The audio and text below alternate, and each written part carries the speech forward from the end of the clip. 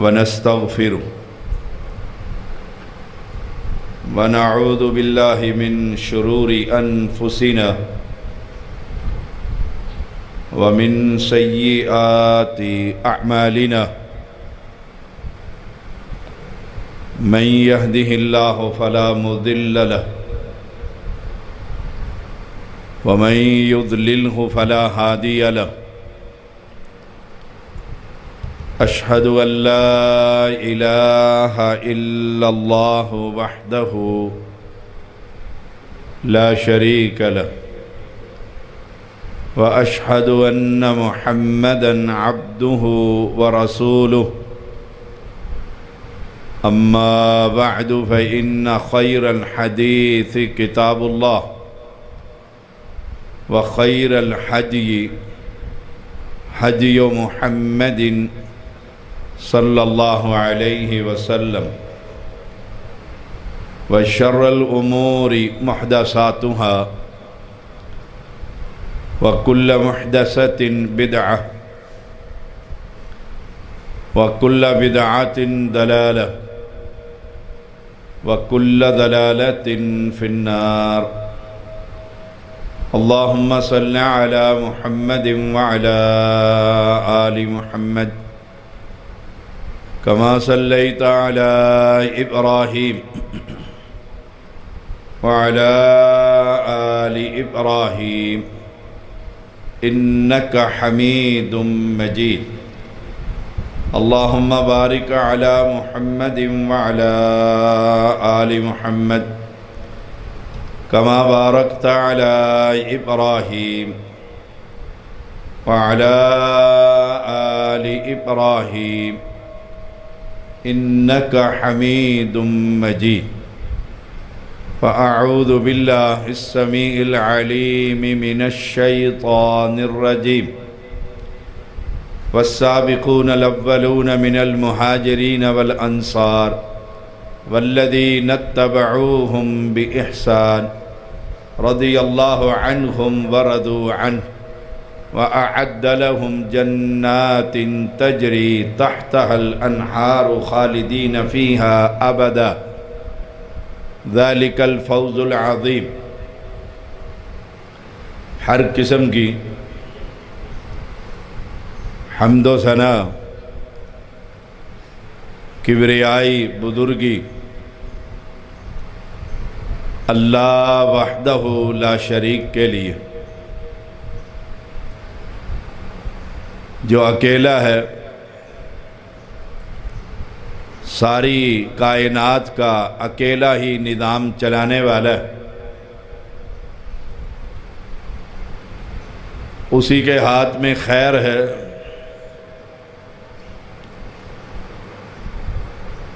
وہ وحدہ لا شریک ہے ساری انسانیت کا خالق اور مالک ہے انگن درود و سلام محمد الرسول اللہ صلی اللہ علیہ وسلم پر جن کے ذریعے سے اللہ نے اصل اسلام ہم تک پہنچایا یہ مالک کا بڑا کرم ہے کہ اس نے یہ دنیا بنانے کے بعد اس دنیا کی ہدایت کے لیے انبیاء کی جماعت کو مبعوث فرمایا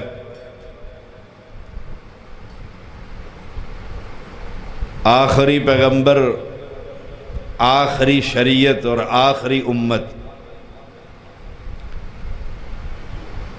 آخری پیغمبر محمد الرسول اللہ صلی اللہ علیہ وسلم کی امت میں ہمیں پیدا فرمایا یہ بڑا احسان ہے اللہ کا ہم پر محرم الحرام اسلامی سال کا پہلا مہینہ، اور عجیب اتفاق ہے کہ امت محمدیہ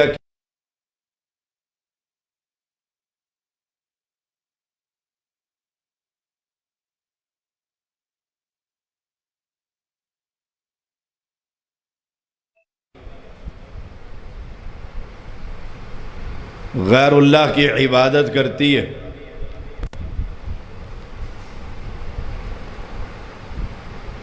وہاں یہ جرم بھی کرتی ہے کہ پیغمبر کی پہلی جماعت کا ایمان مشکوک بنا دیا جائے۔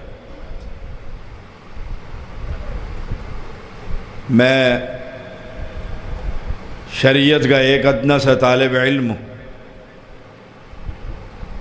میں کوشش کروں گا اللہ تعالیٰ کی توفیق سے اور کتاب و سنت کے دلائل سے پیغمبر اور پیغمبر کی پہلی جماعت کے بارے میں کچھ گفتگو کر سکوں۔ اللہ کریم مجھے حق اور سچ کہنے کی توفیق عطا فرما، پھر ہم سب کو اپنی زندگیوں میں پیغمبر اور پیغمبر کی جماعت سے محبت کرنے کی توفیق عطا فرما۔ میں یہ سمجھتا ہوں اہل شرک کی کوشش یہ کہ صحابہ کی جماعت پر طعن کیا جائے اور امت میں ان کے ایمان کو مشکوک بنا دیا جائے۔ اصل دشمنی صحابہ سے نہیں، اصل دشمنی اسلام کے ساتھ۔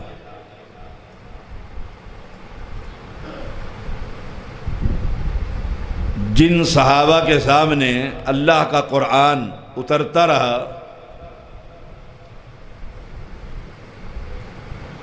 اگر ان کا ایمان ہی مشکوک کر دیا جائے تو اسلام کی گارنٹی کون دے گا؟ جیسے حدیث میں آتا ہے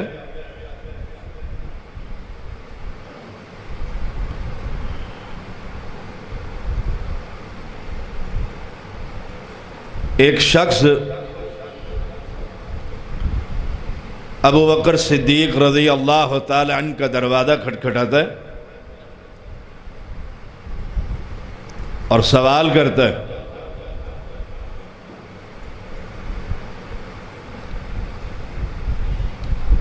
کہ مسجد اقصی، بیت المقدس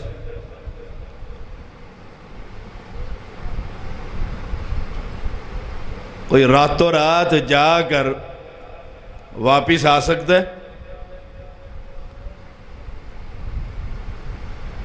وہ کہنے لگے نہیں، یہ تو مہینوں کا سفر ہے، بڑا لمبا سفر ہے۔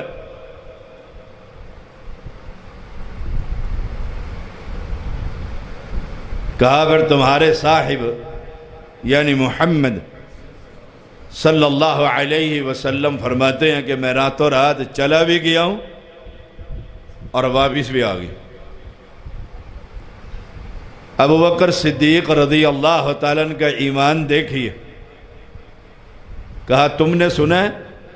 کہا ہم سن کر ہی آ رہے ہیں، اور آپ سے پوچھتے ہیں کیا ایسا ہو سکتا ہے؟ فرمایا اگر پیغمبر علیہ السلام نے کہا ہے تو بالکل سچ کہا ہے، وہ راتوں رات جا بھی سکتے ہیں اور آ بھی سکتے ہیں۔ ایمان کی کیفیت، ان صحابہ کا ایمان اگر مشکوک بنا دیا جائے تو پھر اسلام کیسے بچے گا؟ اصل یہ لوگ عبداللہ بن سبا کی نسل میں سے ہیں، اسلام کا لبادہ اوڑھ کر اسلام کی جڑیں کاٹنا چاہتے ہیں۔ لیکن یاد رکھیے گا، جب تک اللہ کی توفیق سے ہم زندہ ہیں اہل توحید، ہم ان کے ہر شکوک و شبہات کا جواب دیتے رہیں اور صحابہ کے ایمان کی گارنٹی ہم دیتے رہیں۔ صحابی جو ایمان کی حالت میں، صحابی کسے کہتے ہیں؟ جو ایمان کی حالت میں پیغمبر علیہ السلام کی چہرہ انور کی زیارت کر لے اور ایمان کی حالت میں ہی فوت ہو جائے۔ رسول اللہ صلی اللہ علیہ وسلم کا فرمان ہے، فرمایا ان اللہ نظر فی قلوب العباد، اللہ تعالی نے بندوں کے دلوں پر نگاہ ڈالی، بندوں کے دلوں کو دیکھا، فوجد قلب محمد خیر قلوب العباد، ساری کائنات کے اندر سے سب سے بہتر اور پاک دل محمد کا پایا صلی اللہ علیہ وسلم۔ ساری کائنات کے اندر سب سے طیب اور طاہر دل محمد الرسول اللہ صلی اللہ علیہ وسلم۔ فاصطفاہ لنفسی، اللہ تعالی نے اس لیے محمد صلی اللہ علیہ وسلم کو نبوت کے لیے منتخب کر لی، چن لیا۔ فاصطفاہ،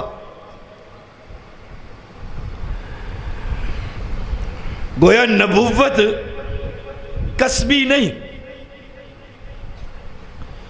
کہ میں محنتیں کر کر کے کوئی شخص علم پڑھ کر تخصص کر کے تہجد پڑھ کر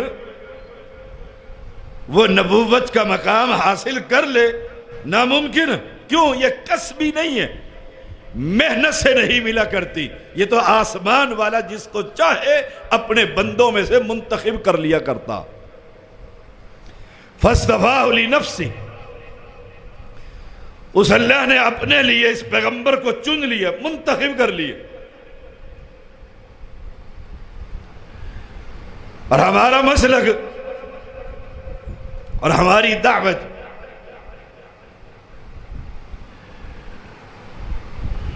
کہ کائنات کے اندر اللہ تعالی نے صرف ایک بندے کو چنا، اس امت کی اصلاح کے لیے، چار کو نہیں کہ اہل سنت کے یہ چار امام ہیں، نہیں، 12 کو نہیں کہ سادات کے یہ 12 امام ہیں، معصومین جنہیں کہا جاتا، نہیں، اللہ نے کائنات کے اندر سے صرف ایک بندے کو چنا، اپنا کلام اپنے بندوں تک پہنچانے کے لیے پوری اس انسانیت کے اندر سے ایک بندے کے دل کو سب سے بہتر پایا اور اسی کو امام الانبیاء بنا کر امت کو آخری پیغمبر عطا فرمایا۔ یہ مسلک اہل حدیث ہے۔ ہم تلاش کرتے پھرتے ہیں چاروں میں، کوئی کوفے کا امام، کوئی عراق کا امام، کوئی بریلی کا امام، کوئی انڈیا کے شہر دیوبند کا امام، کوئی اہل بیت کی نسلوں میں امام، نہیں، اللہ تعالی نے ایک بندے کو چنا اور اس کا انتخاب کرنے کے بعد نبوت کا دروازہ ہی بند کر دیا۔ یہ آخری پیغمبر۔ اب اگر کوئی شخص پورے قرآن کا حافظ ہو، پورے سیاستہ کا حافظ ہو، اصحاب محمد کے اقوال کا حافظ ہو، پوری تفاسیر کا حافظ ہو، تہجد گزار ہو، ساری زندگی اس نے پڑھا اور پڑھایا، لیکن نبوت کے مقام پر بیٹھ سکتا نہیں۔ فاصطفاہ لنفسی، اللہ نے صرف ایک بندے کو چنا ہے اور اس کا نام ہے محمد صلی اللہ علیہ وسلم۔ دنیا میں بھی اور آخرت میں بھی۔ آخرت میں لواء الحمد بیدہ یوم القیامہ، جھنڈا کس کے ہاتھ میں ہوگا؟ فیصلہ کیجیے۔ یہ دنیا دار العمل ہے، دنیا میں فیصلہ کر لیجیے۔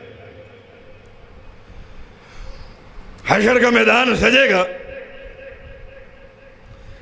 حمد کا جھنڈا کس کے ہاتھ میں ہوگا؟ ٹھنڈے دل سے سوچئے۔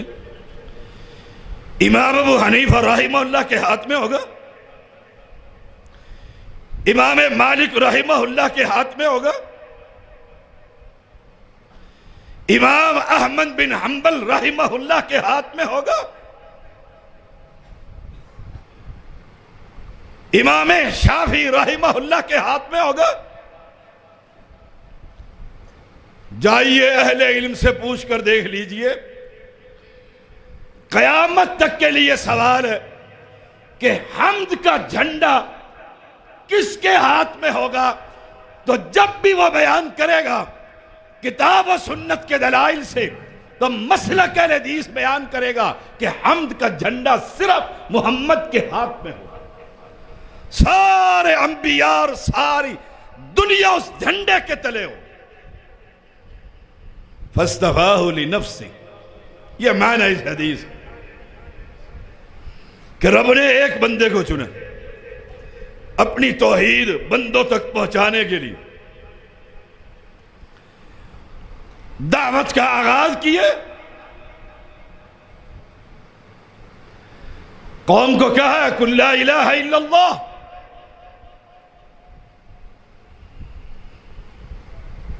قوم کو توحید کا پیغام سنائے، لوگ مسلمان ہونے لگے۔ اب جو لوگ مسلمان ہوئے ان کے بارے میں فرمایا ثم نظر فی قلوب العباد بعد قلب محمد صلی اللہ علیہ وسلم فوجد قلوب اصحابہ خیر قلوب العباد۔ پیغمبر کے دل کو دیکھنے کے بعد پھر لوگوں کے دل کو دیکھا تو کائنات کے اندر سب سے پیغمبر کے بعد سب سے ٹاپ کے جو لوگ تھے وہ پیغمبر کے صحابہ کے دل کو پایا، جو ساتھی بنے، جو ہم سفر بنے، جن کا انتخاب ہوئے۔ فَجَعَلَهُ وُزَرَاءَ نَبِيِّهِ، پھر اللہ نے ان صحابہ کو پیغمبر کا وزیر بنا دی، مشیر بنا دی۔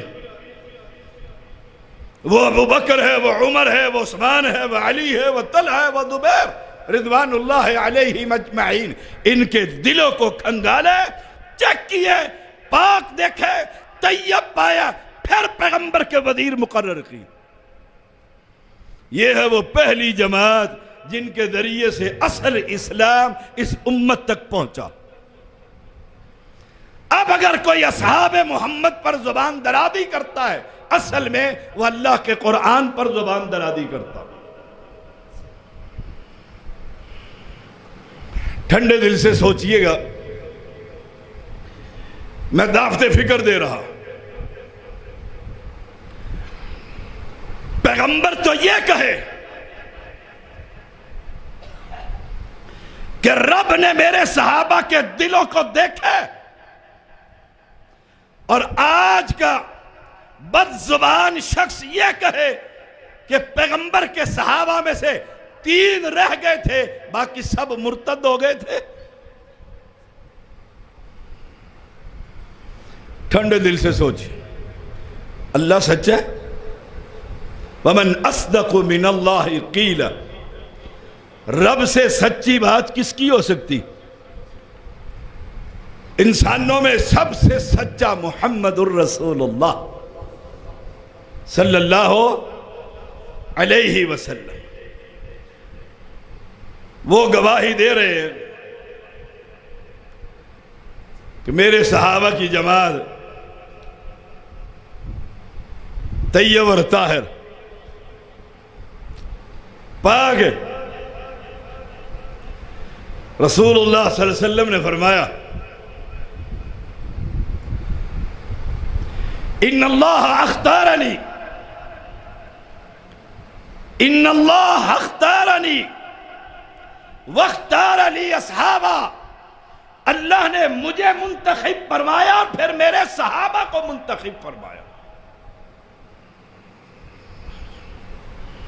میرے ساتھیوں کو چنے کہ سب سے پہلے ابو بکر ایمان لیا، علی بچوں میں تم ایمان لے آؤ، خدیجہ رضی اللہ تعالی عنہا عورتوں میں تم پہلے ایمان، رب نے چنا اور کمال کا ابو بکر رضی اللہ تعالی عنہ۔ دیکھیے ابو بکر صحابی ہے، والد ابو قحافہ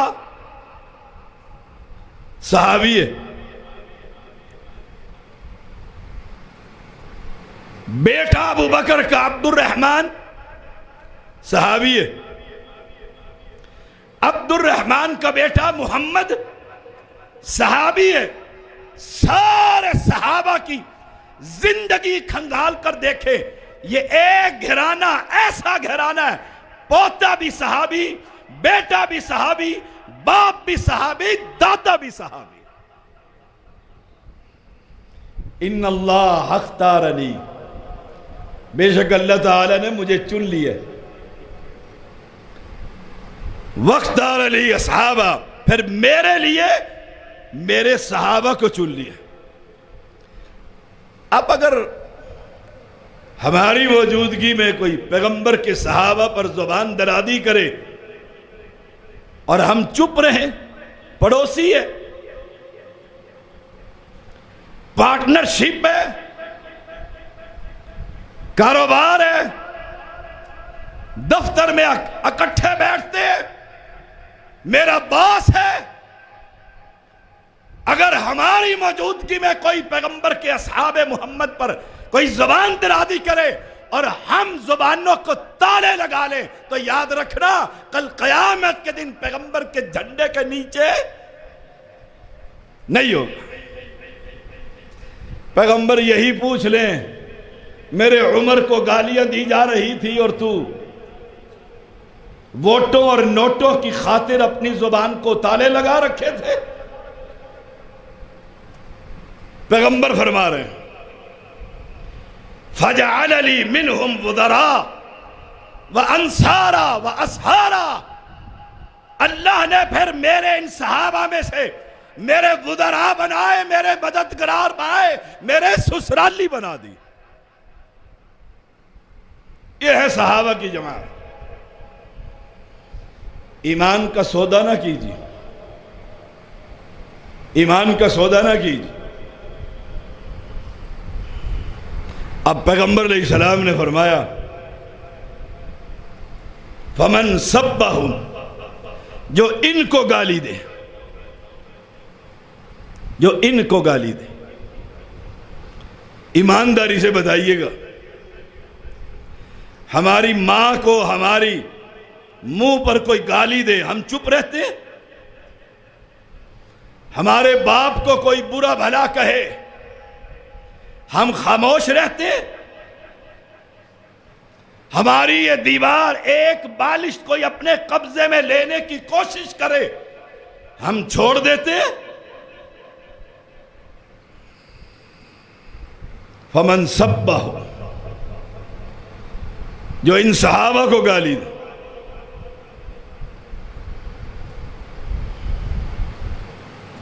جو ان صحابہ کو گالی دے، سزا کتنی بڑی ہے، سزا کتنی بڑی ہے۔ فعلیہ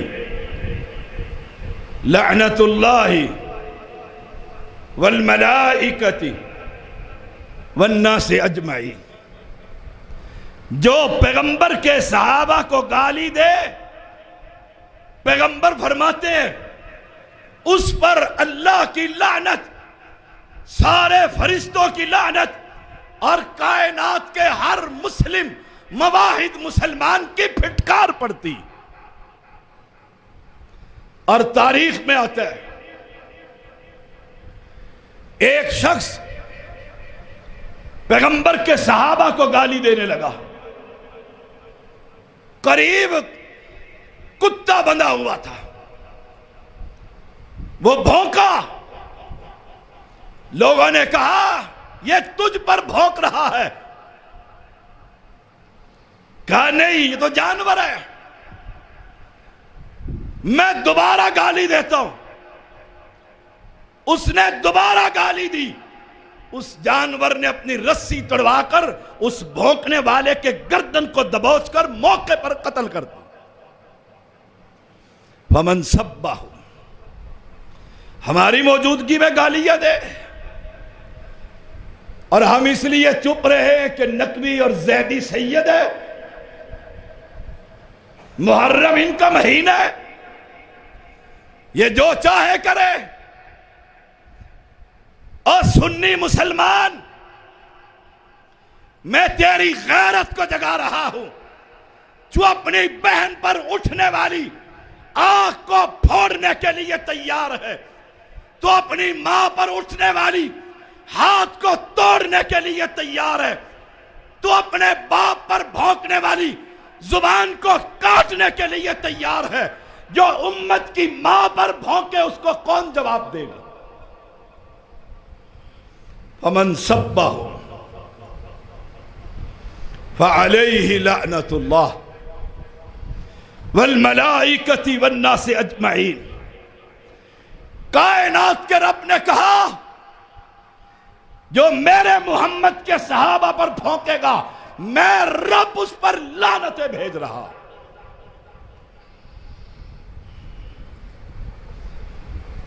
سزا کتنی بڑی، لا یقبل منہ صرف ولا عدل، نہ اس کا کوئی فرض قبول ہوگا نہ اس کی کوئی نفل قبول۔ جی اہل بیت سے محبت کرتے ہیں، اہل بیت سے محبت کا مطلب یہ ہے کہ ابو بکر کے خاندان کو گالیاں دو، اہل بیت سے محبت کا مطلب یہ ہے کہ عمر کے خاندان کو گالیاں دو، اہل بیت سے محبت کا مطلب یہ ہے عثمان پر زبان درازی کرو۔ یہ اہل بیت کی محبت کی آڑ لے کر اسلام کے دشمن، قرآن کے دشمن ہے، محمد کے دشمن ہے، اصحاب محمد کے دشمن۔ رب نے فرمایا والسابقون الاولون من المہاجرین والانصار والذین اتبعوہم بإحسان رضی اللہ عنہم ورضوا عنہ وأعد لهم جنات تجری تحتها الانہار خالدین فیہا ابدا ذالک الفوز العظیم۔ تین جماعتوں کا ذکر قرآن کی اس آیت کریمہ میں۔ پہلی جماعت مہاجر، ہجرت کرنے والے، اپنا مکہ چھوڑنے والے، موت تک مکے کی زمین کو چھوڑنے والے مہاجر، والانصار دوسری جماعت، انصاریوں کی، جنہوں نے گھر کے دروازے کھول دیے مہاجرین کے لیے، کہا آ جاؤ، والذین اتبعوہم بإحسان، تیسری جماعت جنہوں نے اخلاص کے ساتھ صحابہ کی پیروی کی، سارے صحابہ، کوئی رہ گیا پیچھے؟ مہاجر، انصار، والذین اتبعوہم بإحسان، تیسری جماعت جو مہاجر نہیں، انصاری نہیں، اسلام کو قبول کرنے والے، تیسری جماعت اخلاص کے ساتھ بے احسان، سارے صحابہ۔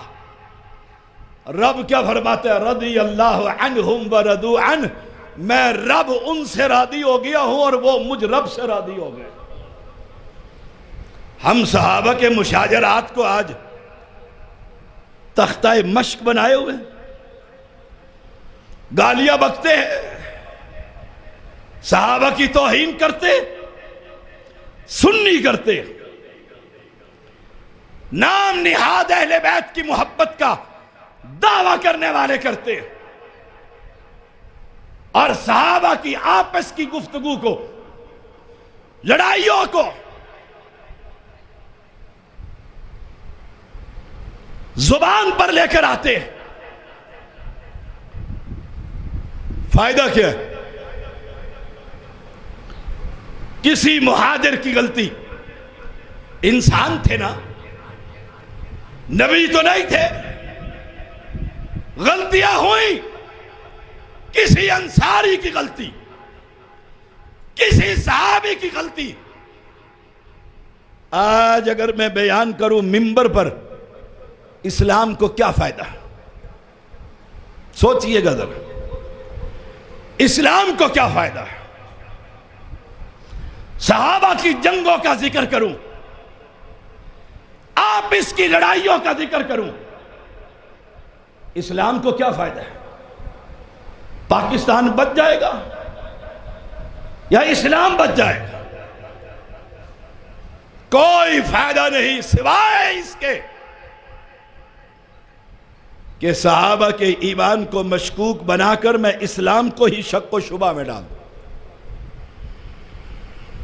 اسلام کے بارے میں لوگوں، یہ کیسا اسلام ہے؟ یہ کیسا اسلام ہے؟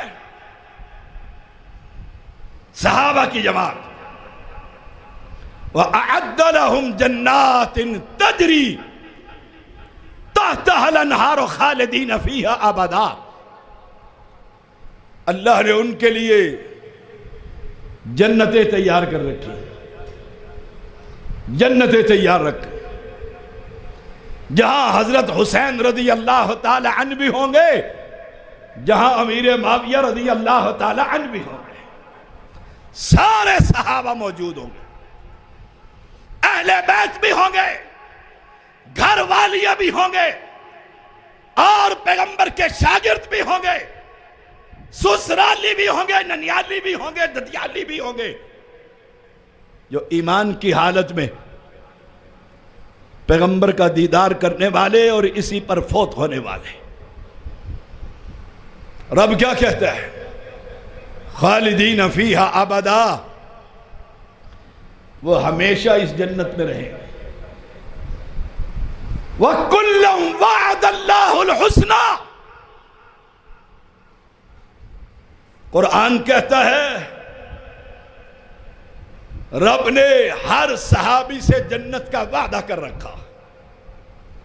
کلن وعد اللہ الحسنى، رب کا تو وعدہ ہے۔ ایک اور مقام پر کلن وعد اللہ الحسنى، ایک اور مقام پر یہاں پر خالدین فیہا ابدا، ذالک الفوز العظیم، یہ بہت بڑی کامیابی ہے، جنت کی کامیابی۔ رب تو اصحاب محمد کو کو جنت کی گارنٹی دے،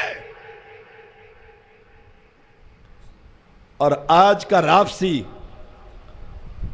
صحابہ پر زبان درازی کرے؟ ان جنتیوں کے بارے میں جہاں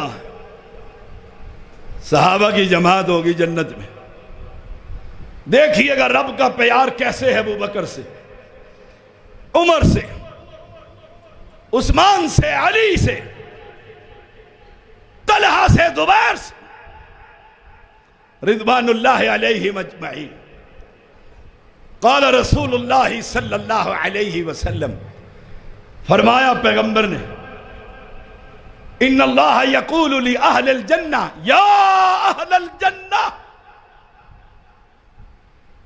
اللہ تعالی یقیناً جنتیوں سے کہے گا، یا اہل الجنہ، او جنتیوں، یقولون لبیک ربنا وسعدیک، ساری جنت پکار اٹھے گی، حاضر ہیں یا رب، حاضر ہے۔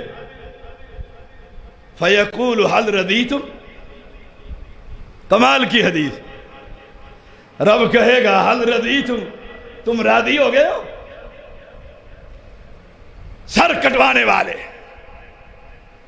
مال چھوڑ کر مکہ سے خالی ہاتھ آنے والے،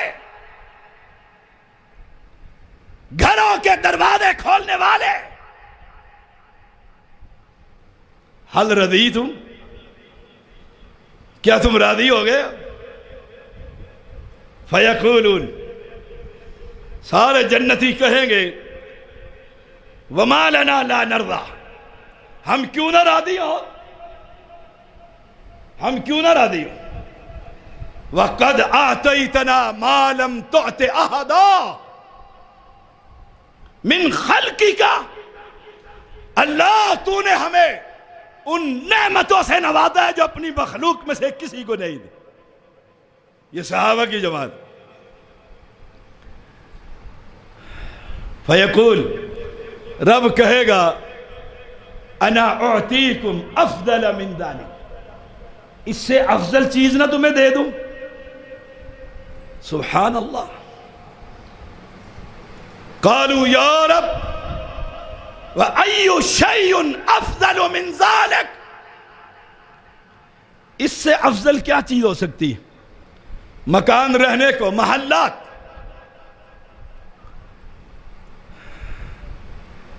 کمانے کی ضرورت نہیں، ہر شے نعمتیں کھانے پینے کے لیے، حوروں کی جماعت، جنتیں، محلات، باغات۔ وَأَيُّ شَيْءٍ أَفْضَلُ مِنْ ذَلِكَ، اس سے افضل اللہ، وہ کون سی چیز ہو سکتی ہے؟ فیقول، سنیے گا یہ حدیث کا ٹکڑا کتنا خوبصورت، توجہ کے ساتھ۔ فیقول، رب کہہ رہا ہے، احل علیکم رضوانی فلا اسخط علیکم بعدہ ابدا، میں اپنی رضامندی تمہیں دے رہا ہوں، آج کے بعد تمہارا رب تم سے کبھی ناراض نہیں ہو۔ کتنی بڑی نعمت، دائمی رضامندی۔ رب تو صحابہ کو کہے میں تم سے کبھی ناراض نہ ہوں گا، اور یار لوگ محرم الحرام میں صحابہ، وہ دیکھو کربلا، کربلا 60 ہجری کے بعد، اور ابو بکر کب فوت ہوئے، حسین کب شہید ہوئے رضی اللہ تعالی عنہ، تذکرہ حسین کا، گالیاں ابو بکر کو۔ کمال نہیں ہے، کمال نہیں ہے۔ 60 ہجری میں امیر معاویہ، یزید کا دور ہے، تذکرہ کربلا کا، اور گالیاں خطاب کے بیٹے عمر کو رضی اللہ تعالی عنہ. کمال ہے. سوچئے گا ذرا، دیکھئے گا ذرا. کسی نے پوچھا حسین رضی اللہ تعالیٰ عنہ شہید ہوئے کربلا میں، گالیاں ابو بکر کو کیوں، عمر کو کیوں، عثمان کو کیوں؟ کہا یہ غاصب تھے، انہوں نے پیغمبر کا باغ فاطمہ کو نہیں دیا تھا رضی اللہ تعالی عنہ. وہ مانگنے گئی تھی، ابو بکر نے نہیں دیا. میری طرف دیکھیے، خلافت آئی عمر کی، عمر نے نہیں دیا، اس لیے گالیاں. دور آیا عثمان کا، نہیں دیا. پھر کون خلیفہ بنے؟ بولو. علی شیر خدا، امیر المؤمنین. ان کو الگ الگ بٹھا دو، لڑ رہے ہیں دونوں. ایک ادھر بٹھا دو اپنی طرف، اٹھاؤ اس کو گود میں اٹھاؤ. علی، سوال ہے، مانتا ہوں بھکاری بن کر قیامت تک کے لیے رافضیوں سے سوال کا جواب دو. علی خلیفہ بنے؟ کہا بنے. وہ باغ جو ابو بکر نے نہیں دیا، عمر نے نہیں دیا، عثمان نے نہیں دیا، علی نے وہ باغ فاطمہ کو دے دیا تھا اپنی امارت اور خلافت میں. پوچھئے گا ان سے. تاریخ کہتی ہے 4 سال کے قریب، کچھ دن اوپر نیچے، کچھ مہینے، علی کی خلافت رہی. باغ کے قابض کون ہے؟ علی. امیر ہے نا، خلیفہ ہے، مسلمانوں کا خلیفہ ہے، جنتی ہے علی رضی اللہ تعالی عنہ. علی نے وہ باغ فاطمہ کو دے دیا تھا. سبحان اللہ. باغ علی کے قبضے میں، اہل بیت کو نہیں دیا. علی شہید کر دیے گئے. اللہ ان سے راضی، وہ اپنے رب سے راضی. پھر خلیفہ کون بنے؟ ہیں؟ حسن رضی اللہ تعالی عنہ سردار ہے. پیغمبر نے کہا تھا یا میرا بیٹا حسن سردار ہے، سید ہے. 2 مسلمانوں کی بڑی جماعتوں میں صلح کرا دے گا. خلیفہ فاطمہ کا بیٹا حسن بنا. باغ حسن کے قبضے میں. اہل بیت کو دیا؟ اہل بیت کو دیے؟ کہتے ہیں نہیں. انہوں نے کیوں نہیں دیا؟ جب باغ تھا ہی ان کا، نانے کا باغ تھا نا. ماں کو کہتے یہ لو باغ ہم قابضوں سے چھڑا کر لے آئے ہیں. تاریخ کہتی ہے نہ علی نے دیا، نہ حسن نے دیا، نہ حسین نے دیا. اور آج بھی وہ باغ آل سعود کے قبضے میں ہے، قبضے میں ہے. اس کا استعمال ویسے ہی ہے جیسے خلیفۃ الرسول ابو بکر صدیق رضی اللہ تعالی نے کہا تھا میرے پیغمبر کی وراثت آئے نبیوں کی وراثت نہیں ہوتی. تمہیں خرچہ ویسے ملتا رہے گا جیسے تمہارے شوہر اور میرے پیغمبر محمد تمہیں دیتے رہے صلی اللہ علیہ وسلم. پھر لڑائی کس بات کی؟ گالیاں صحابہ کو کیوں دیتے ہو؟ جب تمہارے مشکل کشا نے اور بات آئی تو کہہ دیتا ہوں. ایک طرف علی کو مشکل کشا مانتے ہو اور دوسری طرف کہتے ہو باغ نہیں دیا جب مشکل کشا تھا تو بیوی کی یہ مشکل حل کر دیتا. مشکل کشا کون ہے؟ مشکل کشا کون ہے؟ اللہ. اگر مشکل کشا تھا یہ مشکل کیسے حل کی جو آج تک حل نہ ہو سکی؟ اور لوگوں پھر وہی بات جو میں نے شروع میں کہی تھی، صحابہ سے دشمنی اہل بیت کی محبت کی وجہ سے نہیں، صحابہ سے دشمنی اس قرآن کی وجہ سے، صحابہ سے دشمنی اسلام کی وجہ سے، کہ اسلام کو اگر مشکوک بنانا ہے، حدیث تو ٹھیک نہیں، قرآن تو مشکوک ہے، تو صحابہ کا ایمان مشکوک ہوتا ہے. سن لو ہمارا عقیدہ، پیغمبر کا دل بھی طیب اور طاہر، پیغمبر کے ہر صحابی کا دل بھی طیب اور طاہر، قرآن بھی وہی ہے، حدیث بھی وہی ہے، اور قیامت تک ہم ہر اہل حدیث پیغمبر کی عظمت اور صحابہ کی عظمت، اسلام کا دفاع ڈنکے کی چوٹ انشاءاللہ کرتے رہیں. کرتے رہو گے؟ جو کرتے رہو گے ہاتھ ذرا کھڑا کرو. اللہ آپ کو استقامت عطا فرمائے. ہم ایک ایک صحابی کا دفاع کرنا جانتے ہیں، لیکن سن لو یار، لوگوں کی دعوت میں اور میری دعوت میں، اہل حدیث کی دعوت میں بڑا فرق ہے. اسماعیل صاحب، انصاری صاحب سن لو، پروفیسر صاحب آئے ہیں، والد صاحب آپ کے، انہیں بتائیے گا جا کے.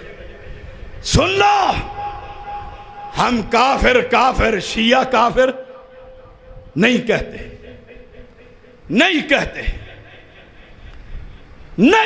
سن لو.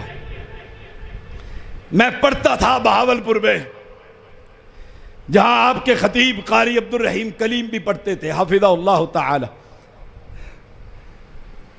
ہم ایک مرتبہ سپاہ صحابہ کے جلسے میں گئے، طالب علم تھے، وہاں نعرہ لگا کافر شیعہ کافر، جو نہ مانے وہ بھی کافر. ہم چپ رہے. تیسرا نعرہ بڑا خطرناک لگا، وہ کہنے لگا سٹیج سے، جو نہ بولے وہ بھی کافر. ہم چپ تھے. میں نے ساتھی کو، عبد الرحمن بول ورنہ کافر ہوتے. ہم نہیں کہتے، یہ دعوت کا انداز ہی نہیں ہے. ہم نہیں کہتے کافر، ہم کہتے جو قرآن کو تعریف شدہ مانے، رب محمد کی قسم پکا کافر. جو عائشہ پر زنا کی تہمت لگائے وہ پکا کافر ہے. جو ابو بکر پر اپنی زبان کو لمبا کرے پکا کافر ہے. جو عمر کو مسلمان نہ مانے پکا کافر ہے. وہ کوئی سنی ہو، کوئی شیعہ ہو، کوئی وہابی ہو یا اہل حدیث ہو، جو ان کو نہیں مانتا اسلام ہم اس کا نہیں مانتے. ہماری دعوت میں اور ان کی دعوت میں بڑا فرق ہے. ہم کیوں کہیں کافر کا؟ میری مسجد میں ایک شیعہ آتا تھا، نماز پڑھتا تھا، وہ مٹی رکھتا تھا کربلا کی.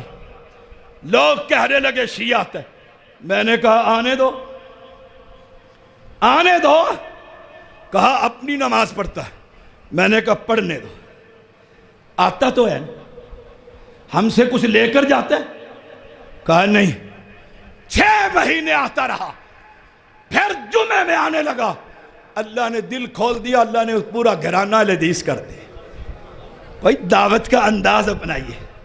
یہ بھی کوئی دعوت کا انداز ہے، کافر فلاں کا. ہم نہیں کہتے، لیکن اصول بیان کرتے ہیں. جو اسلام کو نہ مانے، صحابہ کو نہ مانے، وہ پکا کافر. صلی اللہ علیہ وسلم.